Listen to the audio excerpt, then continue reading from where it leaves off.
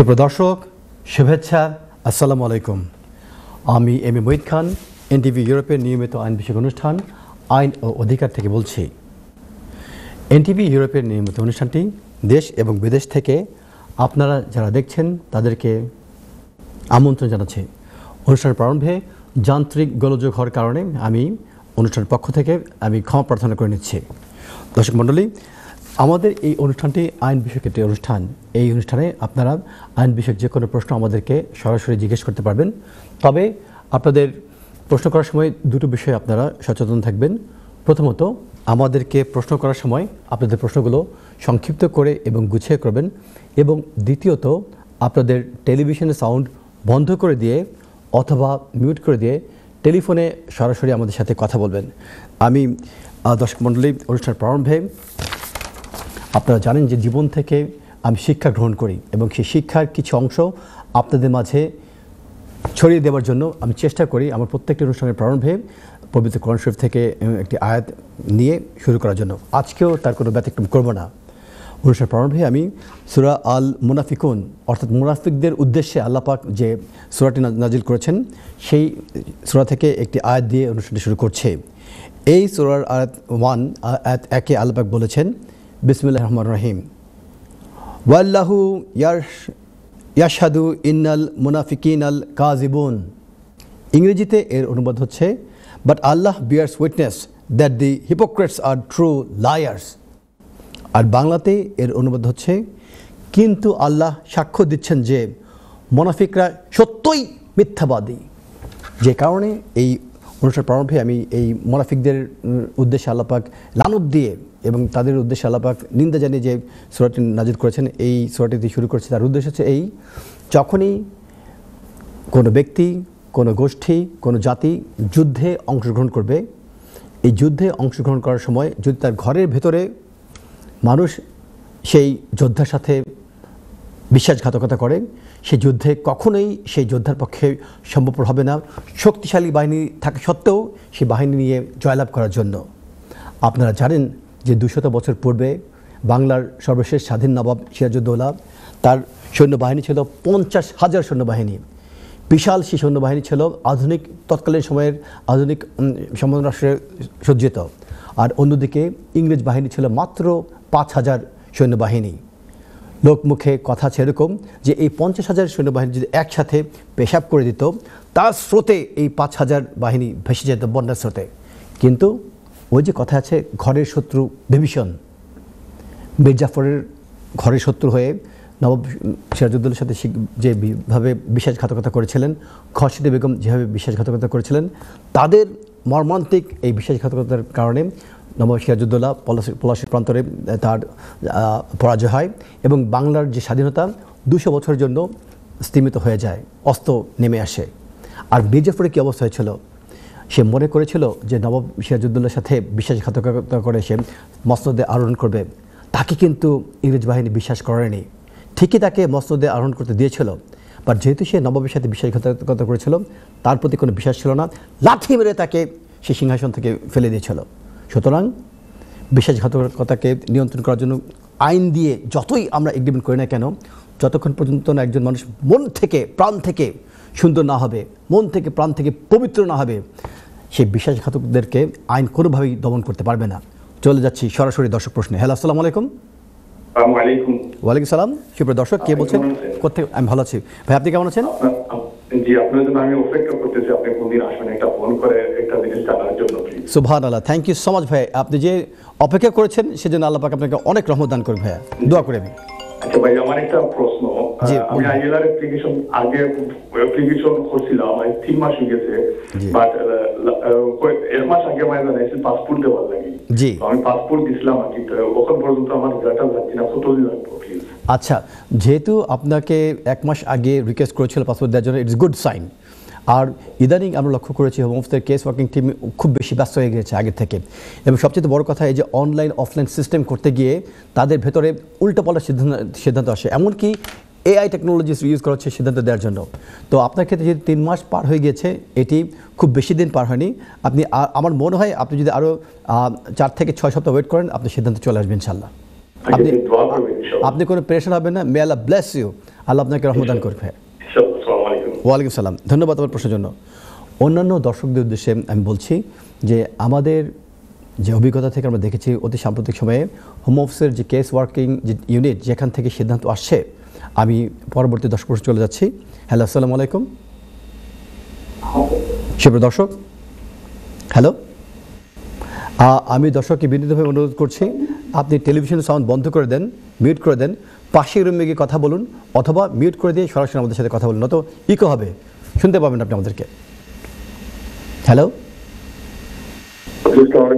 হ্যাঁ এখন শুনতে পাচ্ছি। ওয়ালাইকুম সালাম ভাইয়া, কে বলছেন, কোথেকে বলছেন, কেমন আছেন? আলহামদুলিল্লাহ, থ্যাংক ইউ ভাইয়া, আপনার প্রশ্নটি করুন প্লিজ।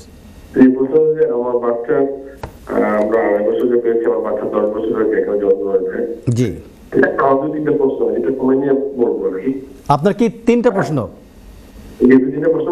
আচ্ছা, আপনি বাচ্চা অ্যাপ্লাই করেছি, নো প্রবলেম, আপনি একটু ভাইয়া, আমার বায়োমেট্রিক দিয়ে দিত আমার বাচ্চা 10 বছর হওয়ার পরে সার্টিফিকেট, রেজিস্ট্রেশনের জন্য মেডিকেল সার্টিফিকেট। তা আমরা বায়োমেট্রিক দিয়ে সেপ্টেম্বরে। জি জি, আমি বলেছিলাম যে একটু আস্তে আস্তে ধীরে ধীরে বললে আমার শুনতে সুবিধা হবে, কেননা আপনি বোধহয় একদম কাছে এনে কথা বলছেন, মোবাইলটার কাছে একটু দূরে থেকে কথা বলুন। জি বলুন।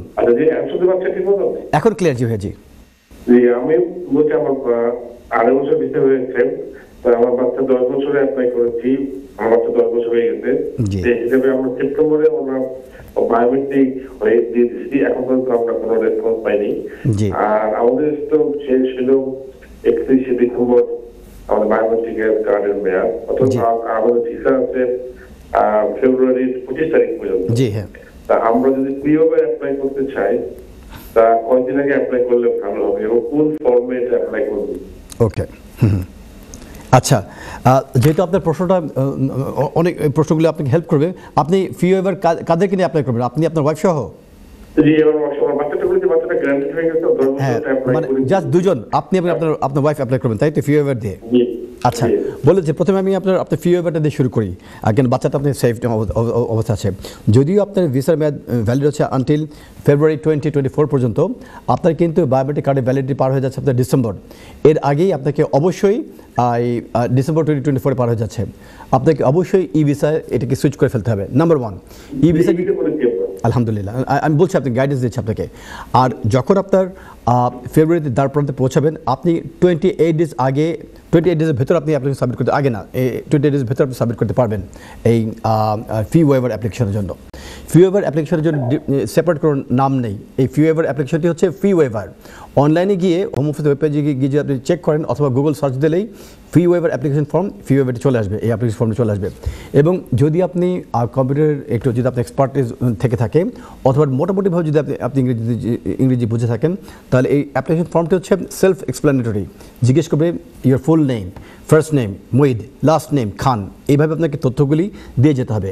একটি বিষয় আপনাকে এস্টাবলিশ করতে হবে এই যে আপনার যেহেতু একজন বাচ্চা রয়েছে এবং আপনি এবং আপনার হাজব্যান্ড ওয়াইফ দুজন এখানে আছেন, যে আপনাদের যে ইনকাম যদি থেকে থাকে সেই ইনকামটা সাফিসিয়েন্ট না আপনাদের ফ্যামিলির যে এক্সপেন্সেস এটাকে মেট করার জন্য।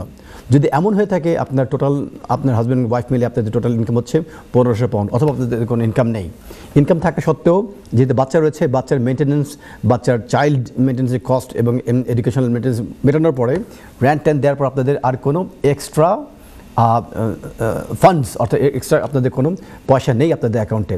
এখন আপনাদেরকে যদি ফোর্স করা হয় এই ফি পে করার জন্য, তাহলে আপনারা ডেস্টিটিউট হয়ে যাবেন। এই বিষয়টা আপনাকে এস্টাবলিশ করতে হবে। আপনাদের মাথায় মনে রাখতে হবে এখন কিন্তু অ্যাপ্লিকেশন ফি বেড়ে গিয়েছে, আর দুটো ফি আপনাদের পে করতে হবে এক একজন অ্যাপ্লিকেন্টকে। প্রথমটি হচ্ছে অ্যাপ্লিকেশন ফি 1258 পাউন্ড, যতটুকু আমার মাথায় এসছে। আর আরেকটা হচ্ছে আপনার NHS ফি, ন্যাশনাল হেলথ সারচার্জ ফি। তো এটিও প্রায় 2500 অথবা 800 পাউন্ডের মতো একটি অর্থ হবে। আমি আপনাদেরকে পরে টোটাল কার্ড ফিগারটা বলে দেব। তবে দুটো ফি একসাথে হলে প্রায় 4000 পাউন্ডের কাছাকাছি চলে আসে। তাহলে আপনি এবং আপনার ওয়াইফ দুজনে মিলে প্রায় 8000 পাউন্ড প্লাস হয়ে যাবে আপনাদের অ্যাপ্লিকেশন ফি।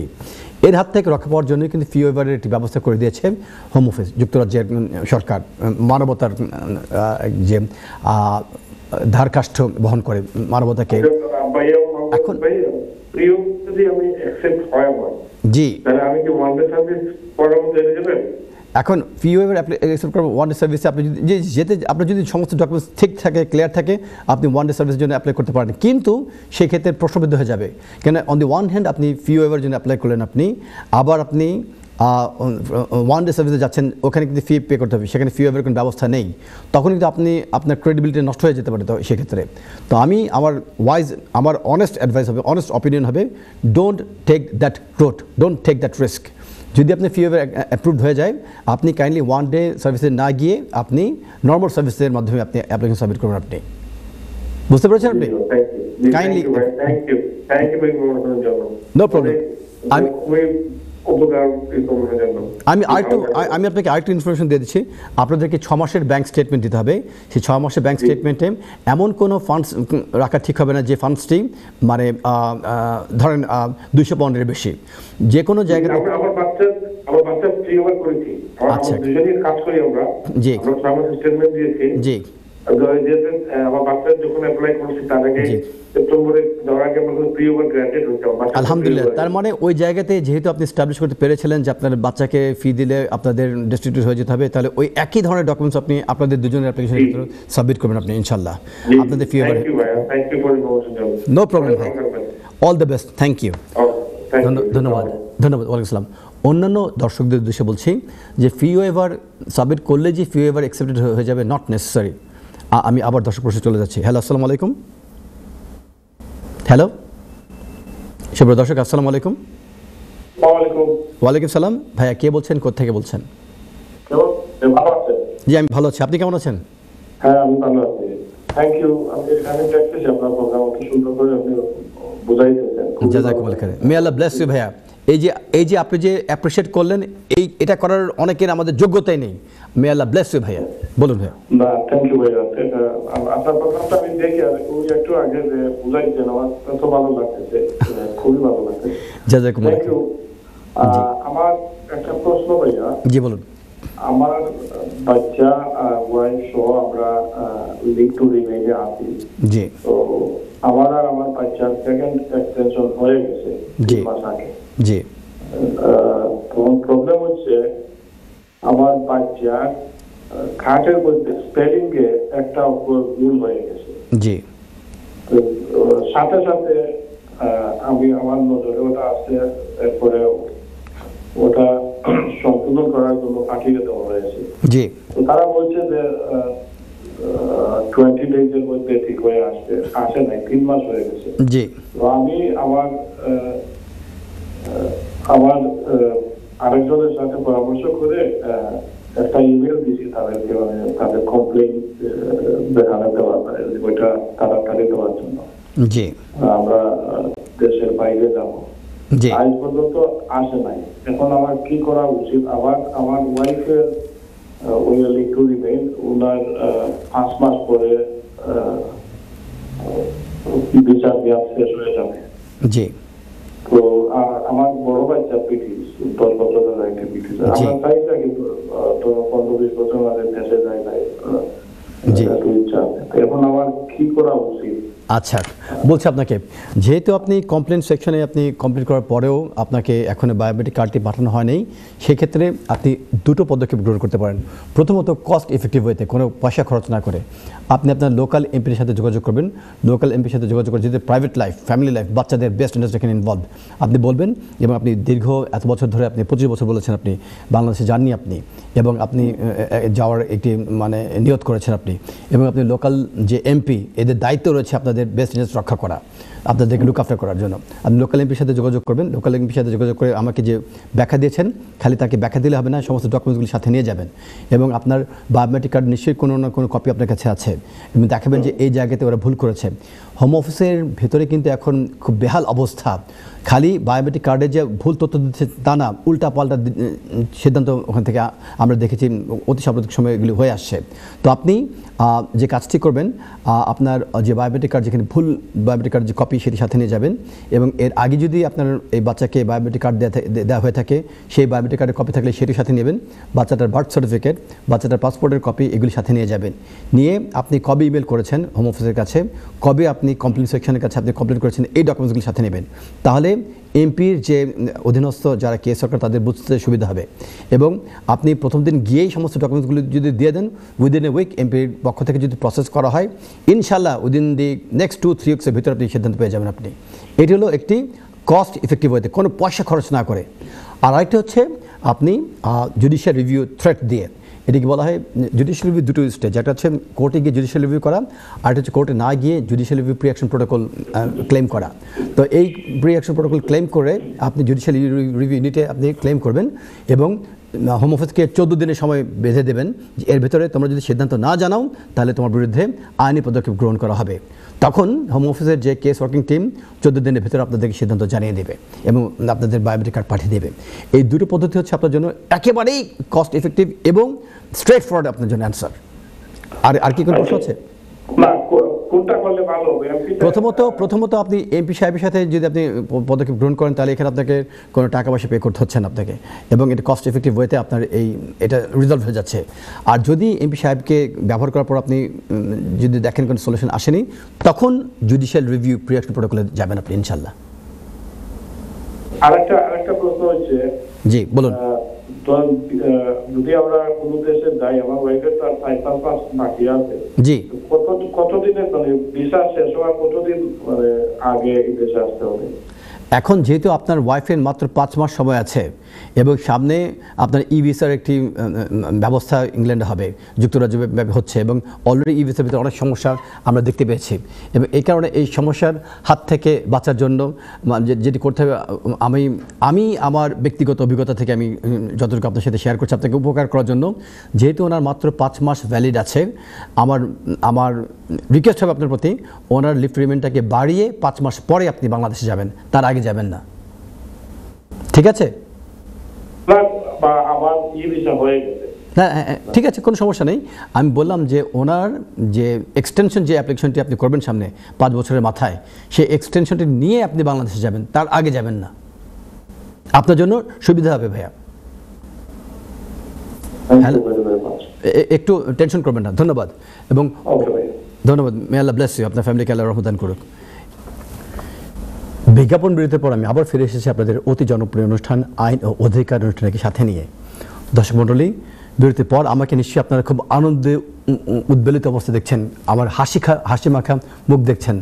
সেক্রেটারি বলে দিচ্ছে আমার প্রিয়তমা স্ত্রী এইমাত্র বিজ্ঞাপন বিরতির মাঝখানে দৌড়ে ঢুকেছেন আমার এই স্টুডিওর ভিতরে, তিনি আগে কখনো প্রবেশ করেননি। তাকে দেখে আনন্দে আমার ভিতরে যে আনন্দ এসেছে, সে আনন্দ আপনাদের সাথে শেয়ার করছে। স্ত্রীকে ভালোবাসুন এবং যারা স্বামী রয়েছেন তারা ওয়াইফকে ভালোবাসুন। চলে যাচ্ছে সরাসরি দর্শক প্রশ্ন। হ্যালো, আসসালামু আলাইকুম। হ্যালো, আসসালামু আলাইকুম। বোন, কে বলছেন, কোথা থেকে বলছেন? আসসালামু আলাইকুম, আমার নাম সুলতানা, লন্ডন থেকে। জি সুলতান বোন, আপনার প্রশ্নটি করুন প্লিজ। জি, একবার আস্তে শোনা যাচ্ছে। আমরা অ্যাকচুয়ালি 13 মাস হয়ে গেছে আমরা অ্যাপ্লিকেশন করছিলাম। 13 মাস হয়ে গেছে, আপনি কি অ্যাপ্লিকেশন করেছিলেন বোন? আমাদের বাচ্চারা কি আমরা একবার পাইছি, এটা সেকেন্ড টাইম আর কি। আচ্ছা জি, আচ্ছা জি, আমরা ফিঙ্গারপ্রিন্ট দিছি লাস্ট ইয়ার জি সেপ্টেম্বরে। আচ্ছা, লাস্ট ইয়ার সেপ্টেম্বর গেছে, আরো 3 মাস হয়ে গেছে, এখন আমাদের ভিসা আসে নাই। আচ্ছা, এখন যদি 1 বছর কিন্তু অনেক লম্বা সময় বোন, তো আপনি যেটা করতে জি 1 বছর হয়ে আরো 3 মাস হয়ে গেছে। আচ্ছা, তাই 13 মাস হয়ে গেছে। এখন কয়েকটা জিনিস এখানে হতে পারে। প্রথমত যে ইমেল অ্যাড্রেসটি ইউজ করেছিলেন, দেখেন সেই ইমেল অ্যাড্রেসে কোনো ইমেল এসেছে কিনা। আমাদের লয়ার আছেন উনি করছেন ওনার অ্যাড্রেস দিয়ে, তো ওনার কাছে তো আমরা প্রতি মাসে যাই, উনি বলছে ওয়েট করো। আচ্ছা, আমি বলছি আর কি, আমি আপনাকে আমার অভিজ্ঞতা থেকে বলছি এবং শেয়ার করছি। তাহলে আপনার লয়ার যদি কোনো ইমেল না পেয়ে থাকেন, তাহলে এর অর্থ হচ্ছে উনি এখনো পাননি, তাহলে হোম অফিস থেকে কোনো রেসপন্স পাননি। আর যদি অ্যাপ্লিকেশন করার সময় আপনাদের পার্সোনাল কোনো ইমেল অ্যাড্রেস যদি দিয়ে থাকেন, সেই ইমেল অ্যাড্রেস এভরিডে চেক করবেন, সকালে এবং বিকেলে একবার করে চেক করবেন। কেননা যদি এমন হয়ে থাকে যে সিদ্ধান্ত চলে এসছে, লয়ার জানে না, অনেক সময় হোম অফিস থেকে যেটি হয় যে যোগাযোগ হয়েছে, লয়ারের সাথে যোগাযোগ হয় নাই, ওরা ইমেল পাঠিয়ে দিয়েছে ক্লায়েন্টের ইমেল অ্যাড্রেসে। তখন আপনি যদি আপনার ইমেলটা যদি চেক না করেন, তাহলে হবে কি উপরে আপনার লয়ারের নাম দেখা থাকবে, লয়ারের অ্যাড্রেস লেখা থাকবে, বাট ইমেলটি আসবে আপনার ইমেল অ্যাড্রেসে। তখন লয়ারের সাথে আপনার একটা দ্বন্দ্ব হয়ে যাবে। এই কারণে যদি আপনার ইমেল অ্যাড্রেসটি ইউজ করে থাকেন, সেই ইমেল অ্যাড্রেসটি চেক করবেন। যদি আপনি ইমেলে আপনি কোনো ইমেল না পেয়ে থাকেন, লয়ার যদি ওনার লয়ারের ইমেলে কোনো না পেয়ে থাকেন, তখন দুটো পদক্ষেপ গ্রহণ করতে পারবেন আপনারা। প্রথমত আপনারা হোম অফিসের কাছে একটি ইমেল পাঠিয়ে চেজ আপ করতে পারবেন, যে রিকোয়েস্ট করে যে যাতে করে আপনাদেরকে একটি আপডেট দেওয়া হয়। এটা কি আমরা করব না উনি করবেন? হ্যাঁ জি, এটা আপনার লয়ার আপনার পক্ষ থেকে করবেন। তবে এই করার জন্য আপনি নিজেও একটা রিকোয়েস্ট করবেন যে আমি এখন কোনো আপডেট পাচ্ছি না, কেন আপনার লয়ার যখন এই রিকোয়েস্টটা করবেন তার তো একটা টুলস লাগবে। তো আপনি আপনার লয়ারকে একটি ইমেল পাঠিয়ে বলবেন যে আমাদেরকে কাইন্ডলি একটি আপডেট দেন। তখন আপনার লয়ার এই ইমেলটাকে বেস করে হোম অফিসের কাছে চেজ আপ দেবে যে দেখো আমার ক্লায়েন্ট চাচ্ছে আপডেট জানার জন্য, এখনও কোনো আপডেট না পাওয়ার কারণে আমার ক্লায়েন্টকে একটি আপডেট দিলে মানে এটা ফেয়ার হবে। তখন আপনার লয়ার আপনার জন্য অন ইউর বিহাফ হোম অফিসের সাথে কমিউনিকেট করে ইমেলে পাঠাতে পারবেন, তিনি চিঠিও লিখতে পারবেন। দ্বিতীয় পদক্ষেপ এবং তৃতীয় পদক্ষেপ, এর পরেও যদি হোম অফিস থেকে কোনো রেসপন্স না এসে থাকে, যেহেতু অতীতে অলরেডি আপনাদেরকে একবার একটি এক্সটেনশন দেওয়া হয়েছে, আপনারা সরাসরি আপনার লোকাল এমপির সাথে যোগাযোগ করবেন এবং লোকাল এমপির শরণাপন্ন হয়ে আপনারা যদি রিকোয়েস্ট করেন, তখন দায়িত্ব হবে হোম অফিসের পক্ষ থেকে, যেহেতু লোকাল এমপি তিনি একজন এমপি এবং হোম সেক্রেটারি তিনি একজন এমপি, তখন তার দায়িত্ব হবে লোকাল এমপির পক্ষ থেকে কোনো রিকোয়েস্ট গেলে এটি রেসপন্স করা as a matter of courtesy. এরপরেও যদি আপনি কোনো রেসপন্স না পান, তখন আপনারা জুডিশিয়াল রিভিউ প্রিঅ্যাকশন প্রোটোকলের মাধ্যমে যদি আইনি পদক্ষেপ গ্রহণ করবেন এই কথা বলে যদি হোম অফিসের কাছে থ্রেট দেন, তাহলে কিন্তু আপনারা 14 দিনের ভেতরে সিদ্ধান্ত পেয়ে যাবেন ইনশাআল্লাহ। Thank you. আর কোন প্রশ্ন? ধন্যবাদ। আর আমাদের ওই পাসপোর্টের ডেট শেষ হয়ে গেছে, প্রায় 6-7 মাস হয়েছে। আচ্ছা, তো পাসপোর্টও ওদের কাছে, তো আমরা এটা কি আবার লস্ট বলে রিনিউ করব না? No don't. আপনার যদি পাসপোর্ট এক্সপায়ার্ড হয়ে যদি যায়, আর যখন আপনারা অ্যাপ্লিকেশন করেছিলেন, অ্যাপ্লিকেশন করাকালীন সময় যদি আপনাদের পাসপোর্ট ভ্যালিড থেকে থাকে, don't worry, let the decision come first. সিদ্ধান্ত আসার পর আপনি যদি লস বলেন, তাহলে কিন্তু ফ্রড অ্যান্ড ডিসেপশন হয়ে যাবে, কারণ আপনাদের পাসপোর্ট কিন্তু অলরেডি হোম অফিসের কাছে পেন্ডিং। এবং সেই মুহূর্তে যদি লস যদি বলেন, এই যে অতীতে যে পাসপোর্টগুলি, এগুলিতে হয়তো বা আপনাদের অনেক ইমোশনাল অ্যাটাচমেন্ট রয়েছে, অনেক ভিসা রয়েছে, অনেক থাকতে পারে, তো এটা ইনভ্যালিড হয়ে যাবে। এটাকে করবেন না, এটা ভ্যালিড রাখেন, ওয়েট করেন ফর দেয়ার ডিসিশন। আসার পর পাসপোর্ট যখন ফেরত পাবেন, তখন নতুন পাসপোর্টের জন্য আপনি অ্যাপ্লাই করবেন ইনশাআল্লাহ Bangladesh high commission. Thank you so much. Welcome বোন, মে আল্লাহ ব্লেস ইউ। তো এই কথা বলতে বলতে আমি আর চোখে আমার যে লিগ্যাল আপডেটসগুলি যেগুলি নিয়ে আপনাদের মাঝে এসে উপস্থিত হয়েছে সুপ্রদর্শক, আপনাদের মাঝে উপহার হিসেবে দেওয়ার জন্য, তো একটি আপডেট অত্যন্ত অতি জনগুরুত্বপূর্ণ আমাদের বাংলাদেশ কমিউনিটির জন্য, যেহেতু এই অনুষ্ঠানটি হচ্ছে আমাদের বাংলাদেশ কমিউনিটির জন্য নিবেদিত, এনটিভির পক্ষ থেকে উৎসর্গ করা একটি অনুষ্ঠান। তো সেই উদ্দেশ্যকে সামনে রেখে বাংলাদেশের যারা নাগরিক যুক্তরাজ্যে বসবাস করছেন এবং বাংলাদেশের যারা অ্যাসাইলাম সিকার যুক্তরাজ্যে অ্যাসাইলাম ক্লেম করেছেন অথবা করতে যাচ্ছেন, অথবা যাদের ক্লেমগুলি এখন পেন্ডিং রয়েছে, তাদের জন্য এটি অত্যন্ত জনগুরুত্বপূর্ণ একটি আপডেট। এটি প্রকাশিত হয়েছে। আমি এই মুহূর্তে ফর দ্য নেক্সট 2-3 মিনিটস কোনো কল গ্রহণ করছি না, কারণ এটি অত্যন্ত গুরুত্বপূর্ণ একটি আপডেট। এই যে গাইডেন্স সেটির নাম হচ্ছে Bangladesh country policy and information notes, এবং এটি পাবলিশ করা হয়েছে 12ই নভেম্বর 2024 তারিখে। যুক্তরাজ্যে বাংলাদেশের যে সকল নাগরিক অ্যাসাইলাম ক্লেম করছেন অথবা করেছেন অথবা অতীতে করেছেন, এবং যারা হিউম্যান রাইটস ক্লেম করছেন অথবা করবেন অথবা অতীতে করে ফেলেছেন, তাদের জন্য এই গাইডেন্সটি অত্যন্ত গুরুত্বপূর্ণ। গাইডেন্সটির বিভিন্ন জায়গাতে থরে থরে সাজিয়ে বলা হয়েছে যে এই গাইডেন্সটির টোটাল পৃষ্ঠা হচ্ছে 29 পৃষ্ঠা, এবং গাইডেন্সটিতে বলা হয়েছে বাংলাদেশের যে national ID card, passport, birth certificate, death certificate, এগুলি ম্যারেজ সার্টিফিকেট, এগুলি বলার পাশাপাশি পুলিশ রিপোর্ট, এগুলি বলার পাশাপাশি যে বিষয়গুলো এখানে অত্যন্ত গুরুত্বপূর্ণ বিষয় হিসেবে উঠে এসেছে, যে বাংলাদেশে ফ্রডুলেন্ট ডকুমেন্টস দেওয়া হয়, বাংলাদেশে বিভিন্ন যে বিষয় আমি এগুলি থরে থরে আমি সাজিয়ে নিয়ে এসেছি। বলা হয়েছে যে বাংলাদেশের যে ডকুমেন্টেশন সেই সমস্ত ক্ষেত্রে করাপশন হচ্ছে, এবং টাকার বিনিময়ে, পয়সার বিনিময়ে ফ্রডুলেন্টলি ডকুমেন্টস বাংলাদেশে অর্জন করছে অনেক অ্যাপ্লিকেন্ট, এবং বিভিন্ন যে ফ্রডুলেন্ট ডকুমেন্টসগুলি এগুলির ভিতরে রয়েছে ফেক নোটারিস, এবং মানে সার্টিফাই করা হচ্ছে যে ডকুমেন্টকে বলা হচ্ছে এটি সত্যকারের ডকুমেন্টস, যিনি ডকুমেন্টস দিচ্ছেন তিনি মিথ্যাবাদী, যিনি স্ট্যাম্প দিচ্ছেন যে এই ডকুমেন্টসগুলি সত্য, সেই স্ট্যাম্পটি মিথ্যা, যিনি সাইন করছেন যে যা বলা হয়েছে এই ডকুমেন্টসের ভিতরে তা সব সত্য, সেই কথাটি মিথ্যা, এই ধরনের তথ্য বের হয়ে এসছে। এবং বলা হয়েছে যে রোহিঙ্গা রেফিউজি যারা বাংলাদেশ থেকে রোহিঙ্গা রেফিউজি হিসেবে ক্লেম করেছেন, তাদের ডকুমেন্টসের ক্ষেত্রে যে ল্যাকিংসগুলির কথা বলা হয়েছে। যে কারণে বলেছি এই বিষয়টি অত্যন্ত গুরুত্বপূর্ণ একটি বিষয়, তার কারণ বাংলাদেশ থেকে স্পেশালি স্টুডেন্ট ভিসায় যারা আগমন করেছেন তারা বিভিন্ন ধরনের জাল, সবাই না, এক শ্রেণীর স্টুডেন্ট, ভুয়া স্টুডেন্ট বলবো যাদেরকে, তারা বিভিন্ন ধরনের ভুয়া ডকুমেন্টস কিন্তু কর্তৃপক্ষকে হোম অফিসে সাবমিট করেছেন এবং অ্যাজ এ রেজাল্ট এই বিষয়গুলি বের হয়ে এসেছে তাদের বিভিন্ন ইনভেস্টিগেশনে। কী সেই ডকুমেন্টসগুলো? প্রথমত ভুয়া জাল সনদপত্র, দ্বিতীয়ত ভুয়া ব্যাংক স্টেটমেন্ট, তৃতীয়ত যুক্তরাজ্যে প্রবেশ করে তারা ইউনিভার্সিটিগুলোতে নিয়মিত অ্যাটেন্ড করছেন না, চতুর্থত ইউনিভার্সিটির ক্লাসগুলোতে তারা ঠিকমতো অ্যাটেন্ড করছেন না, পঞ্চম ইউনিভার্সিটিগুলো থেকে তারা পালিয়ে যাচ্ছেন, ষষ্ঠ ইউনিভার্সিটিতে না গিয়ে তারা অনেকেই ভুয়া অ্যাসাইলাম ক্লেম করছেন, সবাই না, এবং সপ্তম যুক্তরাজ্যে স্টুডেন্ট হিসেবে প্রবেশ করে ফ্রান্স অথবা ইউরোপ সহ মানে ইউরোপের বিভিন্ন দেশে তারা পালিয়ে যাচ্ছেন, এবং অষ্টম এক শ্রেণীর স্টুডেন্ট যুক্তরাজ্যে প্রবেশ করে নকল বিবাহ বন্ধনে আবদ্ধ হচ্ছেন। এই বিষয়গুলো হোম অফিস জেনে গিয়েছে এবং এই যে ভুয়া ডকুমেন্টসগুলির মাধ্যমে বাংলাদেশের এক শ্রেণীর স্টুডেন্ট যুক্তরাজ্যে অ্যাসাইলাম ক্লেম করছেন অথবা এক শ্রেণীর অ্যাসাইলাম ক্লেমেন্ট বাংলাদেশ থেকে ভুয়া ডকুমেন্টস নিয়ে আসছেন, এই বিষয়গুলো হোম অফিস জেনে গিয়েছে। এবং হোম অফিসের পক্ষ থেকে ইতিমধ্যেই আপনারা জানেন যে খুব শক্তিশালী আইন প্রকাশ করা হয়েছে এবং বলা হয়েছে যদি কোনো ব্যক্তি ফলস ডকুমেন্টস ব্যবহার করে কোনো অ্যাপ্লিকেশন সাবমিট করে থাকেন এবং তিনি যদি ধরা পড়েন তাহলে তাকে সর্বোচ্চ 10 বছরের জন্য জেলদণ্ড প্রদান করা হবে। আমি আবারও বলছি, যদি কোনো অ্যাপ্লিকেন্ট তাদের কোনো অ্যাপ্লিকেশনের সাথে ফলস ডকুমেন্ট সাবমিট করেন এবং যদি ধরা পড়েন এবং প্রমাণিত হয় যে ডকুমেন্টস যেটি সাবমিট করেছেন সেটি ছিল ফলস ডকুমেন্ট, উক্ত ব্যক্তিকে 10 বছরের জন্য জেলদণ্ড দেওয়া হবে। আর দ্বিতীয়ত যদি কোনো ব্যক্তি ভুয়া পাসপোর্ট ব্যবহার করেন এবং হোম অফিসের ইনভেস্টিগেশন যদি বের হয়ে আসে এই পাসপোর্টটি ছিল ভুয়া, তাহলে সেই ব্যক্তিকে ফ্রড অ্যান্ড ডিসেপশন করার কারণে এবং ভুয়া পাসপোর্ট ব্যবহার করার কারণে যে অপরাধ, সেজন্য তাকে 10 বছরের জেলদণ্ড প্রদান করা হবে। আর যদি কোনো ব্যক্তি অবৈধ পথে যুক্তরাজ্যে প্রবেশ করেন তাহলে ধরা পড়লে সে ব্যক্তিকে যুক্তরাজ্য সরকার 12 মাস পর্যন্ত সর্বোচ্চ জেলদণ্ড প্রদান করতে পারবে।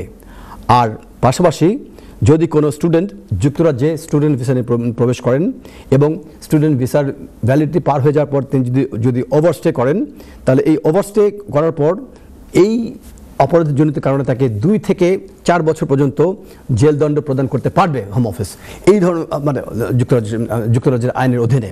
এই ধরনের একটি মারাত্মক আপডেট কিন্তু চলে এসছে। অতএব বাংলাদেশ থেকে যারাই যুক্তরাজ্যে অ্যাসাইলাম ক্লেম করছেন তারা যাচাই বাছাই করে দেখবেন যে আপনাদের ডকুমেন্টসগুলি সঠিক কিনা। যদি ভুয়া তথ্য দিয়ে ভুয়া ডকুমেন্টস দিয়ে আপনারা যদি কোনো অ্যাসাইলাম ক্লেম করার অপচেষ্টা করেন সাবধানে উঠুন। চলে যাচ্ছি সরাসরি দর্শক প্রশ্ন। হ্যালো, আসসালামু আলাইকুম। হ্যালো, আসসালামু আলাইকুম। ওয়ালাইকুম সালাম। ভাই কে বলছেন, কোথা থেকে বলছেন? আমি বার্মিংহাম থেকে বলতেছি। আমার একটা ই ভিসা নিয়ে একটা কোয়েশ্চন। অবশ্যই ভাই, বলুন। জি ভাই। আচ্ছা, আমি ই ভিসা করছিলাম বায়োমেট্রিক কার্ড দিয়া। আমার কি তা পাসপোর্টও দেওয়া লাগবে নাকি? না, ই ভিসার জন্য আপনি পাসপোর্ট অথবা বায়োমেট্রিক কার্ড যে কোনো একটি আপনি ব্যবহার করলে চলবে, যেটাতে আপনার আইডেন্টিফিকেশন মানে কনফার্ম করবে। তবে আপনি দুটো যদি তথ্য দিয়ে দেন, বায়োমেট্রিক কার্ড এবং পাসপোর্ট যদি দিয়ে দেন, তাহলে যখন আপনার বায়োমেট্রিক কার্ডের মেয়াদ পার হয়ে যাবে তখন আপনি পাসপোর্ট দিয়ে কিন্তু অ্যাক্সেস করতে পারবেন। আপনি নাম পাসপোর্ট তো অলরেডি তার কাছে আছে। আমি যে অ্যাপ্লাই করছি লাস্ট ইয়ার, জি, এই সময় আমার বেসিক পাসপোর্ট দেওয়া করছি। পাসপোর্টের মেয়াদ 10 ইয়ার। জি জি। আর এখন খালি ওই অনলাইনে যেটা আমি করছি বায়োমেট্রিক দেওয়া করছি। জি, কোনো সমস্যা নাই। যদি বায়োমেট্রিক কার্ড যদি আমি যেহেতু অনলাইনে গেলে আমি দেখতাম পারি আমার সপ্তাহ কেয়ার কোড সপ্তাহ আমি পাই। জি, এখন অনলাইনে আপলোড দিছি, পিকচার আপলোড দিছি, বায়োমেট্রিক কার্ড এটা যদি স্ক্যান করছি, এভরিথিং ঠিক আছে। তো আপনি অনলাইনে গেলে আমি দেখতাম পারি, বাট আরো তো আমার পাসপোর্টও দেওয়া লাগে। আচ্ছা, এখন যদি আপনার বায়োমেট্রিক কার্ডের ভ্যালিডিটি পার হয়ে যায়, আপনি কত বছর পর্যন্ত ভ্যালিড, কত বছর পর্যন্ত আছে এটা? কত মাস? ডিসেম্বর পর্যন্ত আছে এটা। এই ডিসেম্বর 2024 পর্যন্ত ভ্যালিড? জি, বায়োমেট্রিক দিতে পারে। বুঝতে পেরেছি। আর আপনার ভিসার মেয়াদ আছে 27। এক্সেলেন্ট। আপনাকে কোনো ওয়ারি করার কোনো প্রয়োজন নাই। আপনার 27-এ যখন সময়টা আসবে, আপনি বায়োমেট্রিক কার্ড দিয়ে করেছেন, সঠিক কাজ করেছেন আপনি, এবং আপনি যতগুলি মানে কথা বলেছেন, আপনি ক্রাইটেরিয়ার কথা বলেছেন, আপনার পিকচার আপনি আপলোড করেছেন, আপনি আপনার বায়োমেট্রিক কার্ডের ডিটেলস দিয়েছেন, আপনার ওদের কাছে 10 বছরের ভ্যালিড পাসওয়ার্ড রয়েছে। এর অর্থ হচ্ছে আপনি স্টেপগুলি আপনার কারেক্ট ছিল, সুতরাং আপনি কোনো ওয়ারি করবেন না। আপনি বায়োমেট্রিক কার্ড দিয়ে যে আপনি অ্যাপ্লাই করেছেন, আপনি সঠিক পদক্ষেপ করেছেন, আপনি ডোন্ট ওয়ারি। আপনি এই ই ভিসা নিয়ে দেশের বাইরে যাওয়া আসা করতে পারবেন ইনশাল্লাহ। কোনো সমস্যা হইতো না, এয়ারপোর্ট কোনো প্রবলেম নো প্রবলেম। এবং তবে একটি কাজ করবেন, আমি আমার যারা অসংখ্য ক্লায়েন্ট তাদেরকে আমি অ্যাডভাইস করে থাকি, অনেক সময় আপনি দেখবেন ইন্টারনেটে গ্লিচ হয়, মানে আপনি এই ডাউনলোড একটা সাইন দেখায় বাট ডাউনলোড হয় না। ডিলে হয়। এবং অনেক সময় আপনার দেখবেন যে রিসেন্টলি আমরা দেখেছি অতি সাম্প্রতিক সময়ে আপনার গ্যাটক এয়ারপোর্ট, বার্মিংহাম এয়ারপোর্টে কিন্তু আপনার কম্পিউটারের যে সিস্টেমটি ক্রাশ হয়েছিল, অ্যাজ রেজাল্ট সেখানে কিন্তু অনেকে যাওয়া আসার ক্ষেত্রে প্রতিবন্ধকতা হয়েছিল। এইটিকে অ্যাভয়েড করার জন্য যদিও আপনার ই ভিসা রয়েছে, এটি একটি প্রিন্ট আউট সাথে রেখে দেবেন, তাহলে আপনাকে যাওয়া আসা করার ক্ষেত্রে আপনার সমস্যা হবে না ইনশাল্লাহ। সরি, আমি বলুন। প্রিন্ট আউট করে রাখতাম। হ্যাঁ, অবশ্যই অবশ্যই একটি কপি প্রিন্ট আউট রেখে দেবেন, কারণ বাংলাদেশ থেকে যখন আপনি আসবেন ওইখানে সার্ভার ঠিকমতো কাজ করছে কিনা, বাংলাদেশে যাওয়ার সময় সার্ভার কাজ করছে কিনা, আবার আপনি যখন ইয়াতে প্রবেশ করবেন ইংল্যান্ডে, এটি যেহেতু নতুন একটি সিস্টেম ইমার্জ করছে, ডেভেলপ করছে, অবশ্যই অনেক ধরনের সমস্যা হবে এখানটায়। এই সমস্যাগুলি ফেস করার কারণে ইতিমধ্যেই এটির লাস্ট ডেট ছিল 31 ডিসেম্বর 2024, এটিকে বাড়িয়ে দেওয়া হয়েছে আনটিল মার্চ 2025 পর্যন্ত, এবং সামনে আরও অনেক সমস্যা হবে। এ কারণেই নিজেকে বাঁচানোর জন্য একটি কপি আপনাদের সাথে রেখে দেবেন ইনশাল্লাহ। Okay, thank you very much. No problem ভাই, ধন্যবাদ ধন্যবাদ ধন্যবাদ। আমি অন্যান্য দর্শকদের উদ্দেশ্যে বলছি, দর্শক মণ্ডলী ই ভিসা নিয়ে অতি গুরুত্বপূর্ণ একটি আপডেট দর্শক চলে যাচ্ছে। হ্যালো, আসসালামু আলাইকুম। হ্যালো শুভ দর্শক, হ্যালো আসসালামু আলাইকুম। আমি বিনীতভাবে অনুরোধ করছি আপনার টেলিভিশনের সাউন্ড বন্ধ করে দেন, মিউট করে দেন, পাশের রুমে গিয়ে কথা বলুন। অথবা বোন, ওয়ালাইকুম সালাম, আপনার ব্যাকগ্রাউন্ডে টিভি সাউন্ড একটু বন্ধ করে দিয়ে অথবা কমিয়ে দিয়ে টেলিফোনে কথা বলুন, নয়তো ইকো সাউন্ড হবে, আপনি শুনতে পাবেন না আপনি আমাদেরকে। অথবা আপনি পাশের রুমে চলে যান।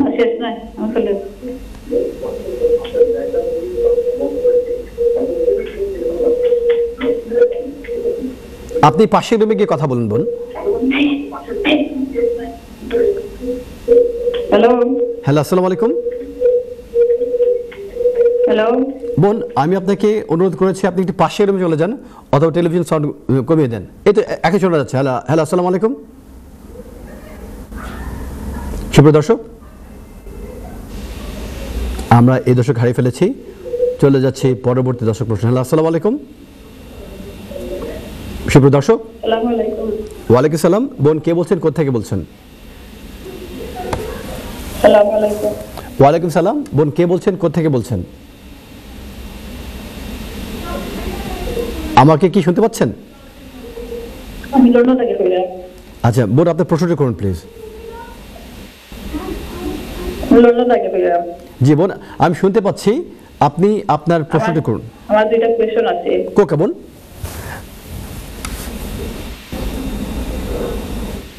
আমি যদি লাইফে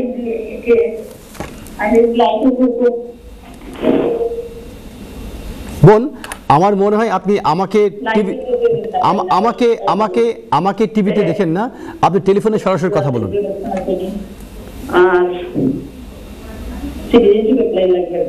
জি বলুন।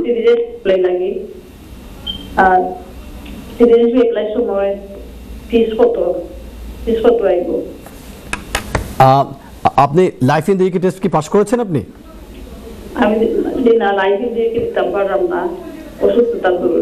আপনার কি সমস্যাটা কি আপনার?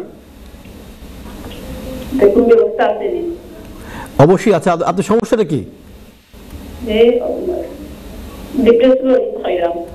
আচ্ছা, আর এর পাশাপাশি আপনার কি আর কি কোনো সাইকোলজিক্যাল ফিজিক্যাল কোনো ইলনেস আছে আপনার? কি আছে স্যার? মাথা প্রবলেম হয়, মাথা ঘোরায়। আচ্ছা আচ্ছা, যদি মাথা ঘোরায়, শরীর ব্যথা হয়, ব্যথিত হয়, এই যে জিনিসগুলো মানে কোমোডুলাফিলসি যাই বলে না কেন, বেমার, এই অসুস্থতা, ডিপ্রেশন, এগুলোকে কিন্তু মানে ওরা কনসিডার করবে না। যদি আপনি ব্রিটিশ সিটিজেনশিপ অর্জন করার জন্য life in the UK test, এই ক্ষেত্রে আপনি যদি এক্সেপশনস, যদি আপনি যে ক্রাইটেরিয়াগুলি সেগুলি যদি ব্যবহার করতে চান, এমন একটি বেমার আপনাকে হতে হবে, বেমারটি এমন হতে হবে যে বেমারটির কারণে আপনি মনে রাখতে পারেন না, আপনি বেমারটি এমন হতে পারে যে কারণে কনসেন্ট্রেশন করতে পারেন না, এবং এই কারণে ডিপ্রেশন হলে আপনার হবে না। আপনার ডাক্তারের সার্টিফিকেট লাগবে, ডাক্তার আপনাকে অ্যাসেসমেন্ট করে বলবে যে সে আমার পেশেন্ট, সে বহুদিন ধরে আমার অধীনে সে আছে এবং আমি কনফার্ম করছি যে ওর কোনো কিছু মনে থাকে না, এই ইলনেসের কারণে। যদি এরকম মেডিকেল এভিডেন্স সাবমিট করেন তাহলে আপনার life in the UK test pass করার কোনো প্রয়োজন নেই। আপনি আমাকে আরেকটি প্রশ্ন জিজ্ঞেস করেছিলেন যে আপনার অ্যাপ্লিকেশন ফি কত হবে। আমি আর চোখে তাকে দেখেছি আপনার জন্য under the current immigration rules অনুযায়ী ১,৬৩০ পাউন্ড হবে অ্যাপ্লিকেশন ফি।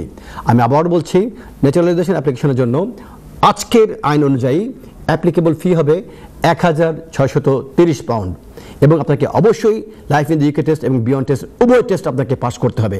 আর ব্যতিক্রম হচ্ছে এই যে যদি কোনো অ্যাপ্লিকেন্টের এমন কোনো একটি দুরারোগ্য ব্যাধি থেকে থাকে, এমন কোনো একটি মেডিকেল কন্ডিশন থেকে থাকে যে মেডিকেল কন্ডিশনের কারণে তিনি মনে রাখতে পারেন না, তিনি কনসেন্ট্রেশন করতে পারেন না এবং তার পক্ষে এটি অসম্ভবপর life in the UK test এই পরীক্ষাতে অধ্যয়ন করে পরীক্ষাতে পাস করা, যদি মেডিকেল এভিডেন্সের এই প্রমাণটি কনফার্ম করা হয় তার জিপির মাধ্যমে, তাহলে কিন্তু উক্ত ব্যক্তির এই life in the UK test pass করার কোনো প্রয়োজন নেই, তিনি এক্সামিশনের অধীনে অ্যাপ্লিকেশন সাবমিট করতে পারবেন।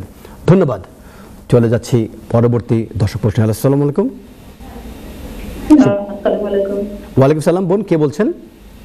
আমি লাইনে রয়েছি। ও আচ্ছা, আপনি লাইনে রয়ে গেছেন। তো আমি আপনাকে আরেকটি কথা বলে দিচ্ছি, ওই যে লাইফ ইন দ্য ইউকে টেস্টের যে আপনি ফি কিন্তু দুইটি ফি, একটি হচ্ছে লাইফ ইন দ্য ইউকে টেস্টের ফি আর একটি হচ্ছে application fee. Life in the UK টেস্টের ফি হচ্ছে 50 পাউন্ড আর অ্যাপ্লিকেশন ফি হচ্ছে ১,৬৩০ পাউন্ড। এই আর আপনার যদি ব্যামারটা যদি খুবই শক্তিশালী না হয়, মারাত্মক না হয় এবং যে কারণে আপনি মনে রাখতে পারেন না, এই ধরনের যদি ব্যামার না হয়, সিম্পলি ডিপ্রেশন দিয়ে, কোমর ডোলাইসেন এগুলি দিয়ে অথবা ব্যামার এগুলি দিয়ে কিন্তু হবে না। বল, আপনাকে অবশ্যই life in the UK test pass করতে হবে। হ্যালো, অথবা বয়স একটি ফ্যাক্টর। যদি আপনার বয়স এই ন্যাচারালাইজেশনের ক্ষেত্রে যে আপনার এই আপনার বয়স কত আমি ঠিক জানি না, আপনার বয়স কত বোন? আচ্ছা, আমরা এই দর্শকরা আমরা হারিয়ে ফেলেছি।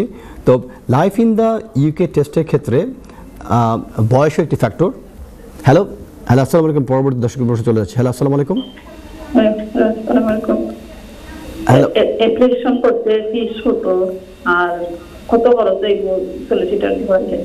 এটা কি ন্যাচারালাইজেশনের জন্য বলছেন আপনি নাকি? অ্যাপ্লিকেশন ফি হচ্ছে ১,৬৩০ পাউন্ড, এটা অ্যাপ্লিকেশন ফি।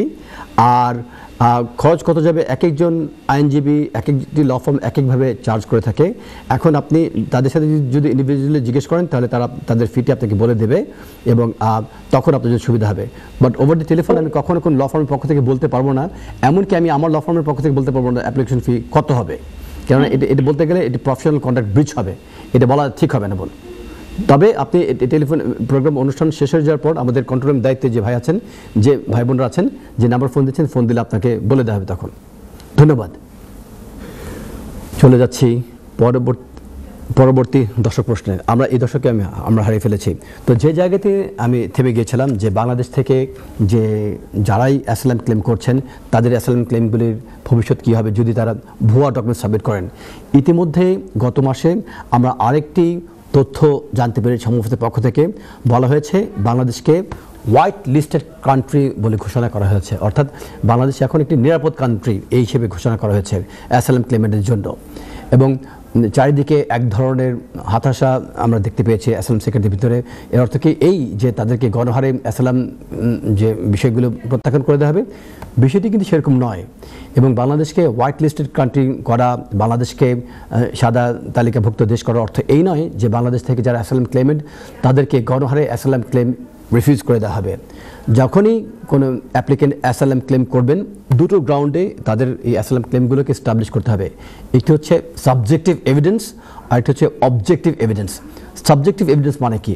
এর অর্থ হচ্ছে এই কনভেনশন অর্থাৎ জেনেভা কনভেনশনের যে 5টি গ্রাউন্ড রয়েছে, race, colour, sex, language, religion, political opinion, এই যে গ্রাউন্ডসগুলো রয়েছে, এই গ্রাউন্ডসগুলো যে কোনো একটি গ্রাউন্ড যদি প্রেজেন্ট থেকে থাকে, যেমন ফর এক্সাম্পল বাংলাদেশে যখন আওয়ামী লীগ সরকার ক্ষমতা ছিলেন এবং তখন বাংলাদেশের অ্যাসাইলাম ক্লেমেন্টদের যারা অ্যাসাইলাম ক্লেম করতেন তারা ছিলেন বিএনপি অথবা জামাত ইসলামের অ্যাসাইলাম ক্লেমেন্ট এখানে অ্যাসাইলাম ক্লেম করতেন।